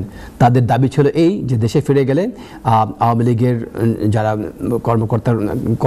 আওয়ামী লীগের যারা নেতৃস্থানীয় লিডার রয়েছে অথবা আওয়ামী লীগ যেহেতু ক্ষমতা রয়েছে যেহেতু তারা অপোনেন্ট পলিটিক্যাল পার্টির লিডার, তাদের উপর পারসিকিউশন হবে, এই ধরনের একটি ক্লেম করা হতো তখন। এখন আওয়ামী লীগ সরকার তার ক্ষমতা নেই, তাহলে সেক্ষেত্রে কি বিএনপি এবং জামাতের যে সমস্ত অ্যাপ্লিকেন্ট অ্যাসাইলাম ক্লেম করেছিলেন তাদের কি সবগুলি অ্যাসাইলাম কি গণহারে রিফিউজ করা হবে? বিষয়টি কিন্তু তেমন নয়। যদি এভাবে উপস্থাপন করা সম্ভব হয় যে বাংলাদেশে এখনও পুলিশ প্রশাসন ঠিকমতো কাজ করছে না, ফলস কেসগুলি যেগুলি করা হয়েছিল সেগুলি এখনও স্টিল পেন্ডিং রয়েছে, এবং এই অ্যাপ্লিকেন্ট ক্লেমেন্ট তিনি যদি দেশে ফিরে যান এবং এই ফলস ক্লেম পেন্ডিং থাকার কারণে পুলিশ কিন্তু তাকে আবার হান্ট ডাউন করবে, সুতরাং পারসিকিউশনের বিষয়টি রয়ে গেছে। পুলিশ প্রশাসনের পাশাপাশি বাংলাদেশের জুডিশিয়ারিতে আওয়ামী লীগের সময় যে বিভিন্ন বিচারকদের নিয়োগ দেওয়া হয়েছে তারা এখনও বিচারক দায়িত্বে রয়েছেন। এগুলোকে যদি সুন্দরভাবে এস্টাবলিশ করা সম্ভব হয় এবং বিভিন্ন যে হিউম্যান রাইটস ওয়াচের যে রিপোর্ট রয়েছে, তারপরে আমেরিকান যে বিভিন্ন হিউম্যান রাইটস অর্গানাইজেশনগুলির রিপোর্ট রয়েছে, এই রিপোর্টসগুলি সাবমিট করলে যদি প্রমাণ করা সম্ভব হয় বাংলাদেশ এখানে মব জাস্টিস চারিদিকে ছড়িয়ে গিয়েছে, রাইট টু লাইফ, জীবনের নিরাপত্তা নিশ্চিত নয় বাংলাদেশে, তখন কিন্তু তারা কিন্তু এই অ্যাসাইলাম ক্লেমগুলোকে শক্তিশালীভাবে তারা উপস্থাপন করলেন, তাদের ক্লেমগুলোকে গ্রহণ করবে হোম অফিস। এখনও যুক্তরাজ্যে বাংলাদেশ থেকে বাংলাদেশ অ্যাসাইলাম ক্লেম গ্রহণ করা হচ্ছে, চলে যাচ্ছে বিজ্ঞাপন বিরতি। সুপ্রিয় দর্শক, শুভেচ্ছা আরেকবার। বিজ্ঞাপন বিরতির পর আমি আবার ফিরে এসেছি আপনাদের অতি জনপ্রিয় অনুষ্ঠান আইন ও অধিকার অনুষ্ঠানটাকে সাথে নিয়ে। বিজ্ঞাপন বিরতির পূর্বে বিভিন্ন প্রশ্নের উত্তর দেওয়ার চেষ্টা করছিলাম। বিজ্ঞাপন বিরতির এই অধ্যায়ে তার কোনো ব্যতিক্রম হবে না। তো দর্শক প্রশ্নে যাওয়ার আগে সরাসরি একটি উত্তর দিয়ে দিচ্ছি। একজন সম্মানিত দর্শক গত পর্বে আমাকে প্রশ্ন রেখেছিলেন যে FLRFP যে অ্যাপ্লিকেশন সেটির বর্তমান ফি কত। 2024 সালের FLRFP অ্যাপ্লিকেশন ফি একজন অ্যাডাল্টকে দিতে হবে 1258 পাউন্ড। আমি আবার বলছি, একজন অ্যাডাল্টের অ্যাপ্লিকেশন ফি হবে 1258 পাউন্ড। পাশাপাশি তাদেরকে অবশ্যই ন্যাশনাল হেলথ সারচার্জ পে করতে হবে। সেই ফিটি হচ্ছে 2587 পাউন্ড 50 পেন্স। আমি আবার বলছি 2587 পাউন্ড 50 পেন্স। তাহলে এক একজন অ্যাডাল্ট অ্যাপ্লিকেন্টকে FLRFP বাবদ অ্যাপ্লিকেশন ফি পে করতে হবে 1258 পাউন্ড। আর মেডিকেল ফি বাবদ, NHS ফি বাবদ তাকে পে করতে হবে 2587 পাউন্ড অ্যান্ড 50 পেন্স। এবং যদি তাদের কোনো বাচ্চা থেকে থাকে সেক্ষেত্রে NHS-এর যে ফিটি সেটি কমে আসবে, সেটি 2587 পাউন্ড 50 পেন্সের পরিবর্তে বাচ্চাদের ক্ষেত্রে তাদেরকে ফি পে করতে হবে 1940 পাউন্ড। অর্থাৎ বাচ্চাদের ক্ষেত্রে NHS ফিটি কম দিতে হবে 1940 পাউন্ড ইচ এক একজন বাচ্চার জন্য। যদি দুজন বাচ্চা হয় তাহলে ডাবল হয়ে যাবে, তিনজন বাচ্চা হলে 3-fold বেড়ে যাবে এই বিষয়টি। তো এই বিষয়টি মাথায় রেখে আপনারা অ্যাপ্লিকেশনগুলো সাবমিট করবেন। এবং যে ফিটির কথা আমি বলেছি সেটি আজকের জন্য ভ্যালিড। আমরা জানি না আগামী সপ্তাহে আগামী মাসে এই ফিটি বেড়ে যাবে কিনা, কেন যেভাবে ফি পাগলা ঘোরার মতো বেড়ে যাচ্ছে, সেই ফিটি যদি বেড়ে যায় ভবিষ্যতে, আবার ভবিষ্যতে আমাদের টেলিফোন করলে আপনাদেরকে সঠিক তথ্য ভবিষ্যতে দিয়ে দেওয়া হবে। তো এটি বলতে বলতে আরেকটি গুরুত্বপূর্ণ আপডেটস আপনাদেরকে দিয়ে দিচ্ছি দর্শক মণ্ডলী। আপনাদের ভিতরে অনেকেই কিন্তু অ্যাসাইলাম ক্লেম করছেন এখানে, এবং অ্যাসাইলাম ক্লেম করে অনেকেই জানেন না যে অ্যাসাইলাম ক্লেম করার পর তাদের যে অ্যাকোমোডেশন এবং তাদের যে ফাইন্যান্সিয়াল সাপোর্ট দেওয়ার যে বিষয় হোম অফিসের পক্ষ থেকে দেওয়া হয়েছে সেই বিষয়টি কিন্তু তারা জানেন না। হোম অফিসের পক্ষ থেকে সেকশন 95 অফ দি ইমিগ্রেশন এবং অ্যাসাইলাম অ্যাক্ট 1999, আমি আবার বলছি section 95 of the immigration and asylum act 1999, এই আইনটির অধীনে হোম অফিসের দায়িত্ব রয়েছে অ্যাসাইলাম সিকারদেরকে ফাইন্যান্সিয়াল সাপোর্ট প্রদান করার এবং তাদেরকে অ্যাকোমোডেশন প্রদান করার। তো যারাই আপনারা অ্যাসাইলাম ক্লেম করেছেন, যাদের অ্যাসাইলাম ক্লেমগুলো পেন্ডিং রয়েছে, তারা কিন্তু সরাসরি হোম অফিসের সাথে যোগাযোগ করতে পারবেন এবং যোগাযোগ করে under section 95 of the immigration and asylum act 1999 আপনারা কিন্তু অ্যাকোমোডেশন এবং ফাইন্যান্সিয়াল সাপোর্টের জন্য আপনারা ক্লেম করতে পারবেন। আর পাশাপাশি মাইগ্রেন্ট হেল্প বলে একটি অর্গানাইজেশন রয়েছে, তারাও কিন্তু এই অ্যাসাইলাম সিকারদের অ্যাকোমোডেশন এবং ফাইন্যান্সিয়াল সাপোর্ট পাওয়ার ক্ষেত্রে সাহায্য করে থাকেন। তাদের একটি ফ্রি টেলিফোন নাম্বার রয়েছে, সেই নাম্বারটি হচ্ছে 08088010503। আমি আবারও বলছি নাম্বারটি 08088010503। এই নাম্বারটিতে অ্যাসাইলাম সিকাররা টেলিফোন করে তাদের এই যে অ্যাকোমোডেশন এবং ফাইন্যান্সিয়াল সাপোর্ট কীভাবে তারা ক্লেম করবেন হোম অফিসের কাছ থেকে সেই সংক্রান্ত বিষয়ে আপনারা কিন্তু সাহায্য পাবেন। আর এছাড়াও 95 সাপোর্ট পাওয়ার জন্য যদি আপনাদের কোনো ফ্যামিলি থেকে থাকে, বাচ্চা থেকে থাকে এবং ওয়াইফ নিয়ে আপনারা যদি একসাথে অবস্থান করেন এবং আপনারা যদি স্ট্রাগল করেন সার্ভাইভ করার জন্য, সেই ক্ষেত্রে এই ফাইন্যান্সিয়াল এবং অ্যাকোমোডেশন সাপোর্ট পাওয়ার জন্য সরাসরি আপনারা হোম অফিসের সাথে যোগাযোগ করতে পারবেন। তাদের যে ঠিকানা সেটি হচ্ছে lunar house, 40 Wellesley road, Croydon, এবং পোস্টকোড হচ্ছে CR9 2BY। আমি আবার বলছি CR9 2BY। তো এই ধরনের যারা অ্যাসাইলাম ক্লেমেন্ট রয়েছেন তারা কিন্তু বাচ্চা কাচ্চা থাকলে, ফ্যামিলি থাকলে তাদেরকে সাথে নিয়ে আন্ডার সেকশন 95 আপনার সাপোর্ট পাওয়ার জন্য, ফুল অ্যাকোমোডেশন এবং মেনটেন্যান্স পাওয়ার জন্য, ফাইন্যান্সিয়াল সাপোর্ট পাওয়ার জন্য হোম অফিসের কাছে আপনারা অ্যাপ্লিকেশন সাবমিট করতে পারবেন। এটি একটি গুরুত্বপূর্ণ তথ্য আপনাদের জন্য। এবং এর পাশাপাশি আমরা দেখেছি যে বিভিন্ন পর্যায়ে আমরা যখন কোর্টের বিভিন্ন হিয়ারিং আমরা অ্যাটেন্ড করি, আমরা অনেক সময় দেখা যায় যে জাজ হয়তোবা এক পেশে সিদ্ধান্ত দিচ্ছেন, অথবা হোম অফিসের পক্ষ থেকে যে প্রশ্নগুলি করা হচ্ছে সেই প্রশ্নগুলি ফেয়ার না। এই সংক্রান্ত বিষয়ে আপনার জাজরা মহামান্য বিচারপতিগণ যে অনেক সময় হয়তোবা ফেয়ার জাজমেন্ট দিচ্ছেন না, অথবা এক পেশে মন নিয়ে তারা সিদ্ধান্ত দিচ্ছেন, অথবা যারা লিগ্যাল রিপ্রেজেন্টেটিভ অথবা হোম অফিসে যারা রিপ্রেজেন্টিং অফিসার রয়েছেন তারা এমন কিছু প্রশ্ন জিজ্ঞেস করছেন যেগুলি ইনঅ্যাপ্রোপ্রিয়েট, যে প্রশ্নগুলো আপনাদেরকে করার সঠিক নয়, তখন এই বিষয়গুলোকে চ্যালেঞ্জ করা সম্ভবপর কিসের মাধ্যমে? আন্ডার ফেয়ারনেস, আন্ডার আর্টিকেল 8 এবং ফেয়ার হিয়ারিং, এটার অধীনে চ্যালেঞ্জ করা সম্ভবপর। এবং সেক্ষেত্রে আপার ট্রাইব্যুনাল থেকে একটি যুগান্ত সৃষ্টিকারী একটি রায় প্রকাশ করা হয়েছে।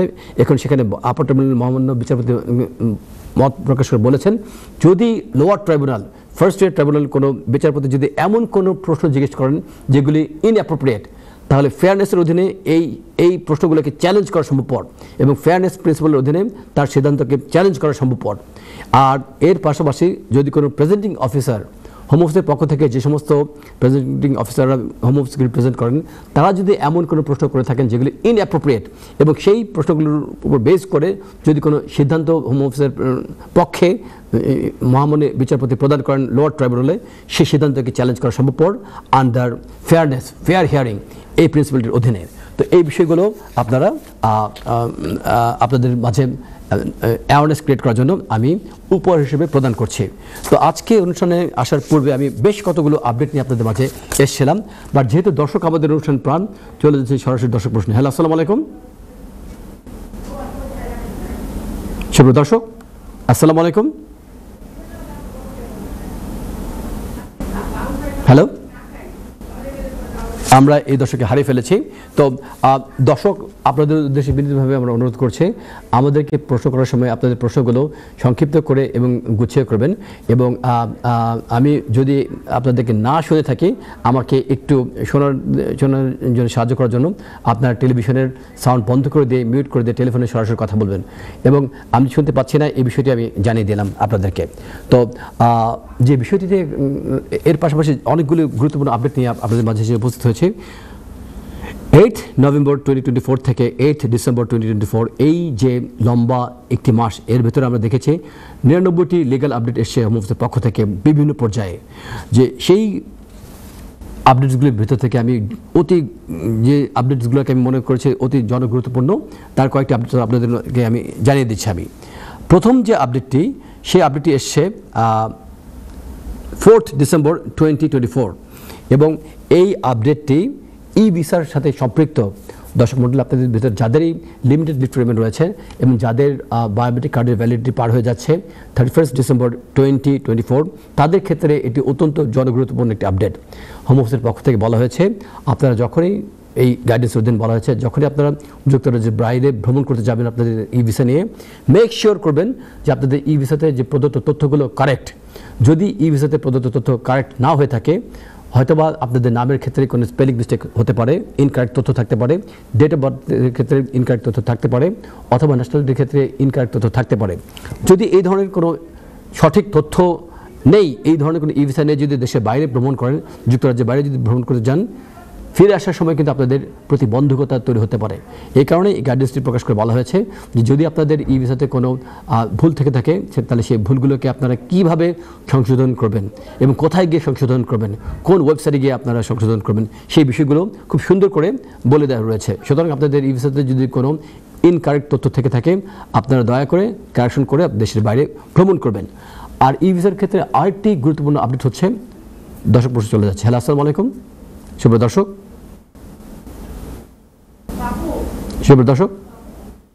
হ্যালো সুপ্রিয় দর্শক, আমি বিনীতভাবে অনুরোধ করছি আপনারা কাইন্ডলি টেলিভিশনের কাছে এসে কথা বলুন, টেলিফোনের কাছে গিয়ে কথা বলুন, টেলিভিশনের দিকে তাকিয়ে কথা বলবেন না। চলে যাচ্ছি পরবর্তী দর্শক প্রশ্ন। হ্যালো, আসসালামু আলাইকুম সুপ্রিয় দর্শক। ওয়ালাইকুম সালাম। ভাই কে বলছেন, কোথা থেকে বলছেন? ভাই ভালো আছি, আপনি কেমন আছেন? হ্যাঁ ভাই ভালো আছি। আমার ছোট্ট একটা প্রশ্ন।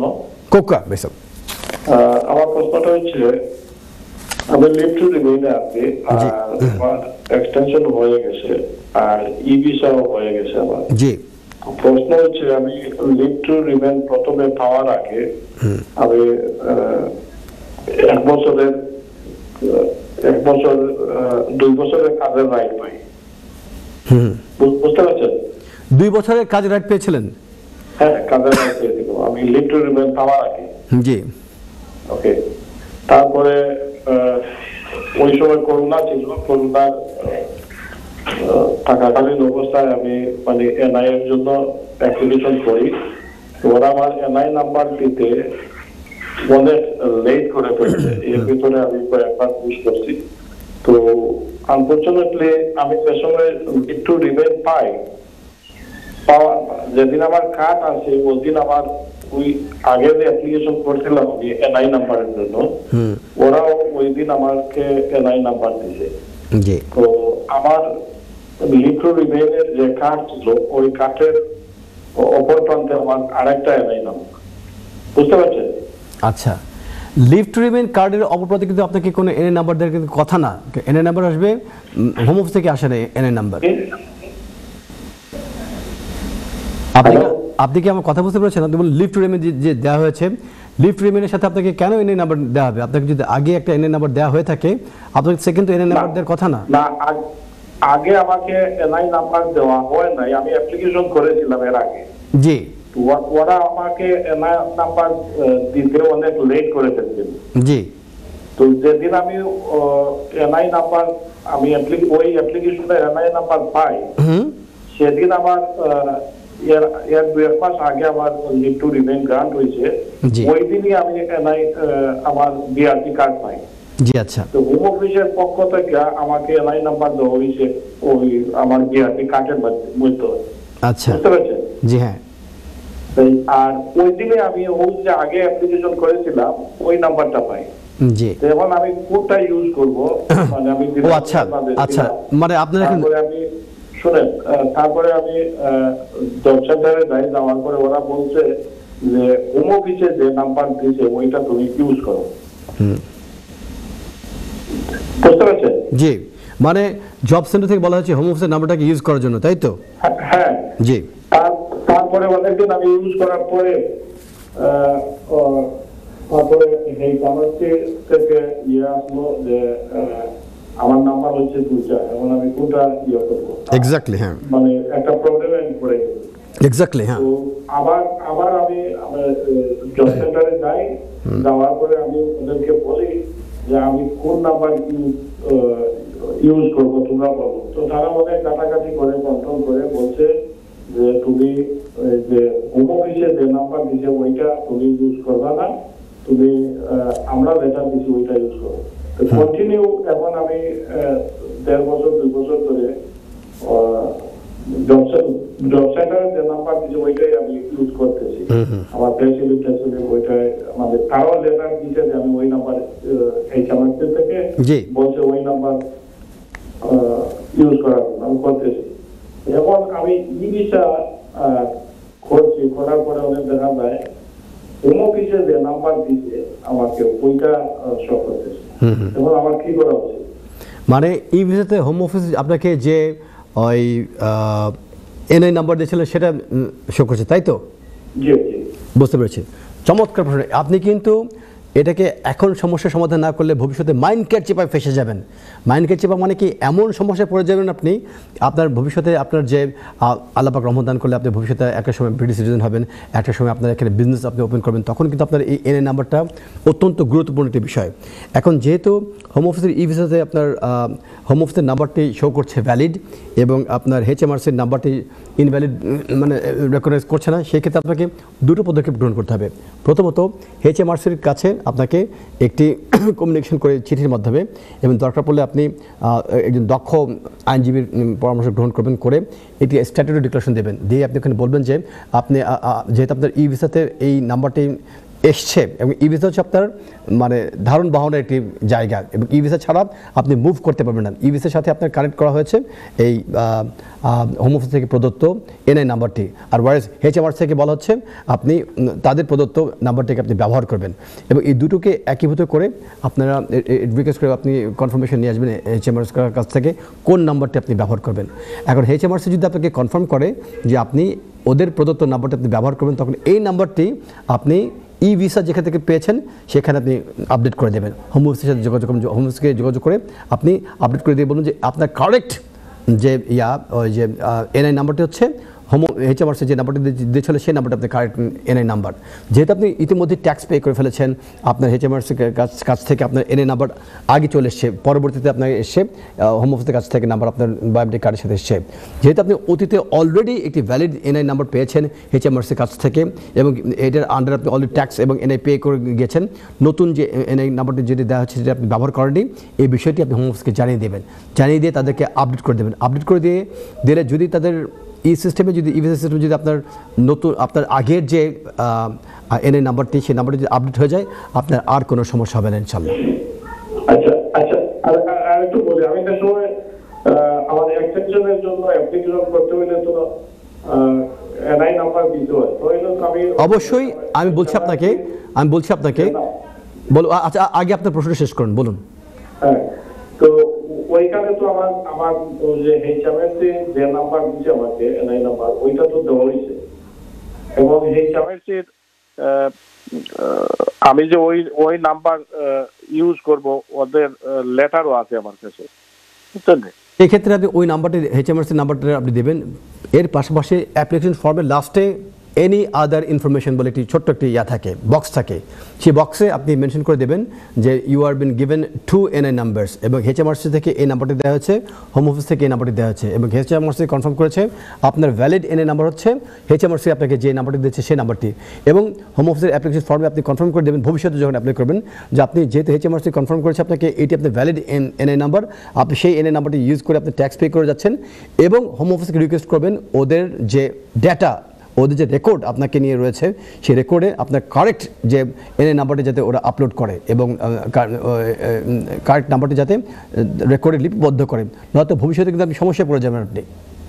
এবং HMRC থেকে যেভাবে আপনার কাছে কনফার্মেশন লেটার এসছে, ঠিক সেরকম হোম অফিসের কাছ থেকে কনফার্মেশন লেটার নিয়ে আসবেন যে আপনার কারেক্ট এনআই নাম্বার হচ্ছে হোম অফিস HMRC আপনাকে যে নাম্বারটি প্রদান করেছে, তাহলে ভবিষ্যতে আপনার কোনো সমস্যা হবে না। তো এটা কি কোনো লয়ারের মাধ্যমে করতে হবে? আপনি ইন্ডিভিজুয়ালি নিজেও করতে পারেন, আপনি নিজেই, মানে ওয়েবসাইটের নাম কি, কিভাবে করব? না যে কেস ওয়ার্কার আপনাকে সিদ্ধান্ত দিয়েছে হোম অফিসের কাছ থেকে, দেখবেন উপরে অ্যাপ্লিকেশন যে অ্যাপ্রুভ হয়ে আসার পর যে অ্যাপ্রুভাল লেটার আসে, সেই লেটারের উপরের ডান দিকে দেখবেন একটি অ্যাড্রেস থাকবে আপনার, এবং যে লেটারে অ্যাপ্রুভ হয়ে আসছে সেই লেটারের নিচে একজন কেস ওয়ার্কারের নাম থাকবে, এবং আপনার একটি রেফারেন্স নাম্বার থাকবে। সেই রেফারেন্স নাম্বার, অ্যাড্রেস, আপনার full name, date of birth, nationality দিয়ে, HMRC চিঠি দিয়ে, এবং আপনার হোম অফিস থেকে যে অ্যাপ্রুভাল লেটার যেটা এসছে সেটি দিয়ে আপনি কনফার্ম করে আপনি কেস ওয়ার্কারকে রিকোয়েস্ট করবেন আপনার যাতে কারেক্ট এনআই নাম্বারটি আপলোড করা হয় এবং আপডেট করা হয়, তাহলে আপনার কোনো সমস্যা হবে না। এবং এই লেটারটি আপনি রেকর্ডে ডেলিভারি করে আপনি নিজেই ইন্ডিভিজুয়াল সেন্ড করতে পারেন। সেক্ষেত্রে আইনজীবীকে ধরলে আপনার যে এক্সট্রা খরচ, সেই খরচ হাত থেকে বেঁচে গেলেন আপনি। ওকে, তো ওই যে আমার অ্যাপ্রুভাল লেটার আছে, ওই লেটারের নিচে যে অ্যাড্রেস আছে, ওই অ্যাড্রেসে আমি আমার সবকিছু এক্সপ্লেইন করে, এবং HMRC যে লেটার আছে ওইগুলা দিয়ে অ্যাপ্রুভাল লেটারের আমি বলছি আপনাকে না, অ্যাপ্রুভাল লেটারের নিচে কিন্তু কোনো অ্যাড্রেস পাবেন না। অ্যাপ্রুভাল লেটারের নিচে আপনার যে কেস ওয়ার্কার, যিনি আপনার অ্যাপ্লিকেশনকে অ্যাপ্রুভ করে, তার নাম থাকবে। আর অ্যাপ্রুভাল লেটার ফার্স্ট পেজের উপরে ডান দিকে এই অ্যাড্রেসটা থাকবে যেখানে আপনি আপনার চিঠি পাঠাবেন, এবং এর নিচে আপনার একটি রেফারেন্স নাম্বার থাকবে 16 ডিজিটের 1212 এভাবে শুরু হবে এই রেফারেন্স নাম্বারটি। সেই রেফারেন্স নাম্বারটি দেবেন, আপনি full name, date of birth, nationality দেবেন, দিয়ে আপনি পাঠাবেন। এবং ইনশাল্লাহ আমি আপনাকে যে প্রসেসটা বললাম, গোপন সূত্র দিয়ে দিলাম, আপনি যদি ঠিকমতো কাজে লাগাতে পারেন আপনার ঠিক হয়ে যাবে ইনশাল্লাহ। এবং 1 মাস পরে আমাকে ফোন দিয়ে বলুন, মোহিত ভাই আমি ঠিক হয়ে গেছে ইনশাল্লাহ।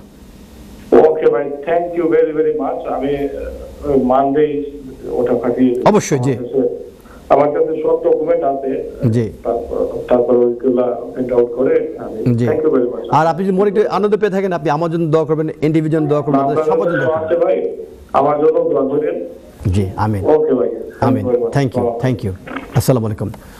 দর্শক মণ্ডলী, অন্যান্য দর্শকের উদ্দেশ্যে বলছি, হোম অফিসের কেস ওয়ার্কিং টিমের ভেতরে কিন্তু এখন অনেক জটিলতা তৈরি হয়েছে, অনেক ব্যাকলগ সৃষ্টি হয়েছে, এবং আমরা দেখেছি যে বিভিন্ন সময় তাদের যে তথ্য সঠিকভাবে তারা লিপিবদ্ধ করছে না।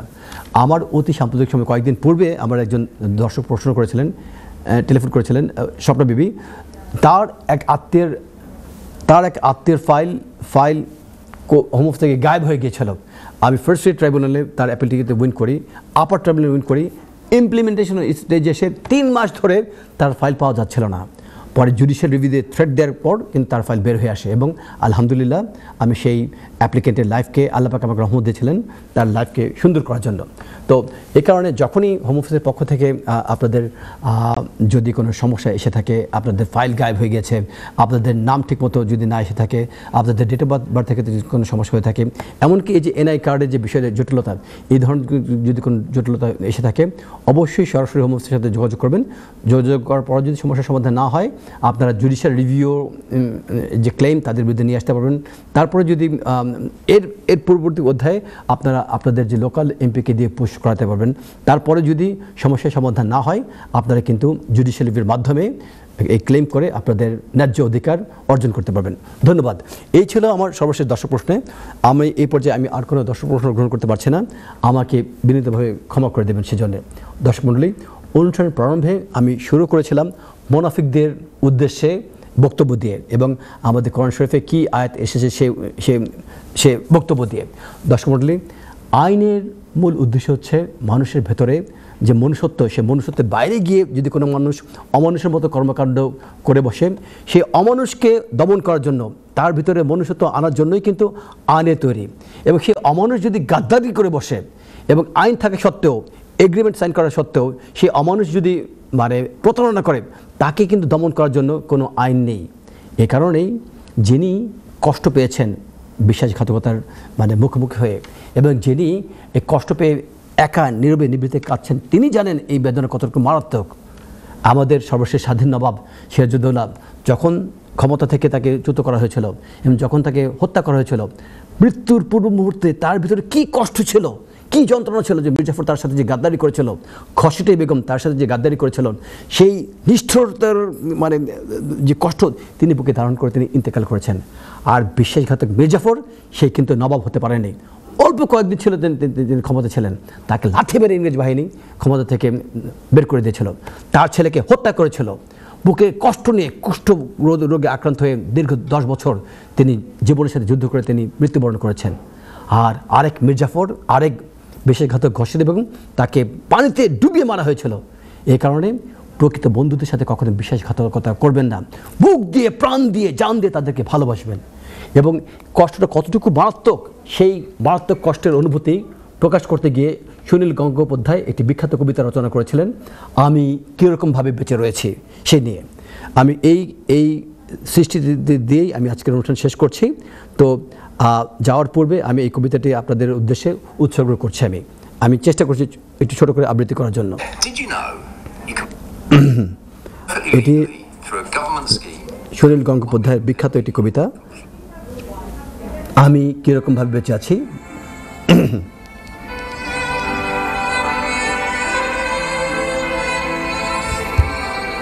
আমি কীরকমভাবে বেঁচে আছি। সুনীল গঙ্গোপাধ্যায়। আমি কীরকমভাবে বেঁচে আছি, তুই এসে দেখে জানি খিলেশ। এই কি মানুষ জন্ম, নাকি শেষ পুরোহিত কঙ্কালের এক পাশা খেলা? প্রতি সন্ধেবেলায় আমার বুকে হাওয়া ঘেরে ওঠে, হৃদয়কে অবহেলা করে রক্ত। আমি মানুষের পায়ের কাছে কুকুর হয়ে বসে থাকি, তার ভেতরে কুকুরটাকে দেখব বলে। আমি আক্রোশে হেসে উঠি না।